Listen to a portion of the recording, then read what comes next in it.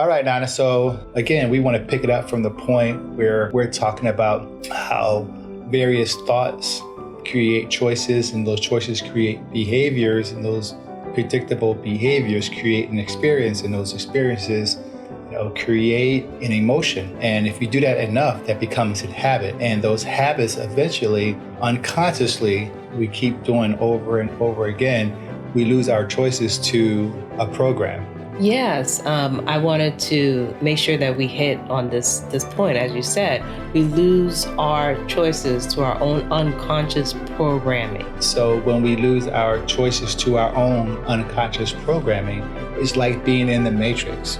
We're going about our day to day to day to day, and what's happening is our body is actually being in control of the mind, as opposed to the mind being in control of the body. And we talk about from the Kabbalion, the mind is all, and if the mind is not controlling the all, if the body is controlling the all, then your body is constantly going through routines that is trying to exert its force over the mind. And that's opposite of what should be happening in your life. I think that's also quite interesting what you just said, that, in the Kabbalion, it says the mind is all, but instead now the body is controlling the mind. Even before the body started controlling the mind, it was the mind that programmed the body to become the way that it is. So whether if you have bad eating habits, you program your body to want sugar. But it's now back to us to take control back of the body, not craving certain scenarios, not craving certain foods. Now we have to no longer become slaves to our own unconscious programming. Going with that programming or getting into certain habits or cravings. We talked about earlier about addictions, that in addictions, you have a thought, and that thought creates a certain amount of chemical release, and that chemical release makes you feel a certain way.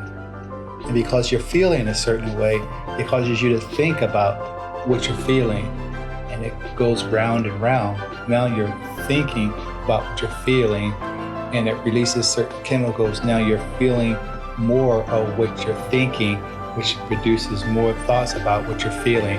And if you're not, careful, you're going to get stuck into what we call an addiction to that feeling. Mm-hmm. That means we are now, as we've been saying, a slave to our own body. There are some people that wake up and they get into habits that are not healthy for the brain. Exactly. You can either have unconscious habits or you can have intentional habits. And for us, we set it up where we practice intentional habits because we want a certain future, or we have certain goals, or we want to accomplish something, or we want to mold ourselves or change ourselves in a certain way, or become a certain person, or be a certain person, right? So we develop intentional habits. So we do it every single day. Basically, we are reprogramming our bodies and we're reprogramming our minds. You can program your body for lack. You can program your body for fear. And you can program your body for the worst case scenario. Right. You have these thoughts now, you're releasing these chemical responses like we talked about yesterday. And those chemical responses cause us to feel what we're thinking. And then because we're feeling what we're thinking, we think more of it because we're feeling that way now, which releases more chemicals, which releases more, causes more feelings to happen. And this is what you were talking about meditation, or just really just conscious contemplation, conscious thinking, is that when you catch yourself throughout the day and you say, okay, I don't want to think this, I don't want my mind to go here, I want to be at peace. And so you begin to think good thoughts, which release good chemicals, which release a good feeling, emotional feeling, which then, causes you to think good thoughts because you're having this good feeling now, because you made a conscious decision, I don't want to think those bad thoughts. And while that takes work, is well worth it, constantly telling yourself, you begin to, be the doer and go from, thinking to doing to being. You begin to eventually be that person that you are hoping or you are desiring your mind to be. And it's a wonderful thing when we see this live in us. we have these thoughts throughout our day, and we're like, no. Yeah, you catch yourself. And that's why meditation is so powerful. And that's why meditation is so important, because it allows you to catch yourself. Can you imagine the amount of people that are out there that go about their day unconsciously? And you have all these thoughts that come to you. I'm unworthy. This is never going to work. My boss hates me. I'm ugly. I'm so many different thoughts just running through your head. Oh, I'm so scared. I don't think I can do this. And all these thoughts that are running. And with meditation, you're able to catch yourself. There will be a period that your mind will catch itself. Wait a minute. I'm having these thoughts. Why? Why does your mind do that? Because you've practiced the act of paying attention to your thoughts in your meditation. You've trained your mind to catch itself when it starts thinking these thoughts, right? And so throughout the day, you do the exact same thing. You'll start thinking thoughts unconsciously. And, just like in your meditation, you start thinking thoughts unconsciously, you can move with the thought, drift to the thought somewhere, or you can bring yourself back to the present moment. And in your day, it will happen the same thing. You have all these unconscious thoughts running, and then you're able to catch yourself because you've programmed yourself to be able to catch yourself and say, no, wait a minute. No, let me affirm something different. Let me affirm something different about myself.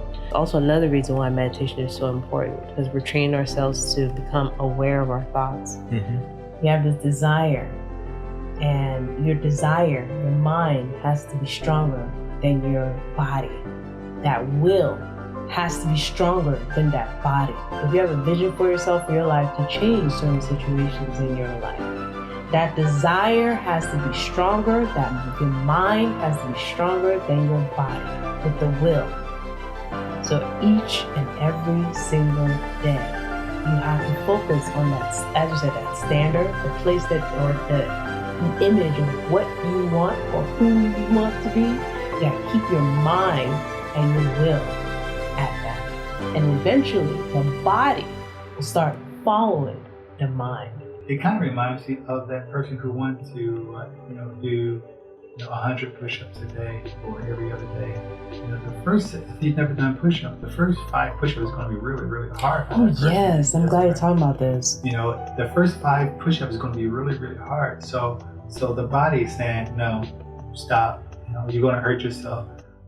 You don't want pain. I want to protect you. So stop exercising. Protect you. Stop exercising. But your mind is like, well, should I follow what my body is saying? Right. So now you see your standard, right? And you see what the body is saying. You see what the mind is saying. And now you got to say to yourself, which one do I want to obey today? Do I want to obey the body? Or do I want to obey the mind? Right. And so there's that third person is looking, observing.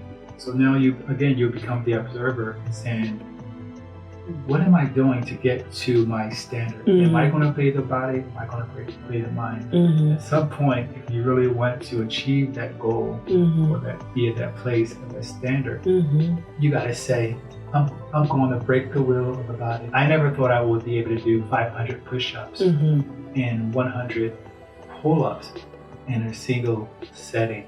And when I began to achieve that, it was very, very, very, very hard for me at first. I couldn't do 3 pull-ups in a row.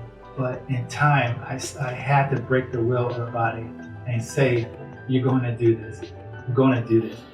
You're going to do this. And I broke the will of the body because my mind said, this is what I want to see myself in a year from now. Right. You can become a slave, as you said. You can become a slave to your body. I like what you said about the working out and kind of breaking it down for us, because here it is with the workouts. You start the first day and you feel pain and the body tells you, I don't want to do this anymore. This hurts. Let's not do this anymore. But your mind is telling you, no, I want to keep going. That means the next day you keep going. And after a while, the body then starts following the mind into the unknown. The more you do it, the more you have the will and the desire in your mind to have your mind to be the leader. In turn, or in time, the body will start following the mind into the unknown. And the mind will start reconditioning the body again, just like the workouts, day after day after day. So if you can only do 5 push-ups one day, the next day you might be able to do 6, 7, 8. By the end of the month, you might be doing 50 push-ups that you have never thought you would be able to do.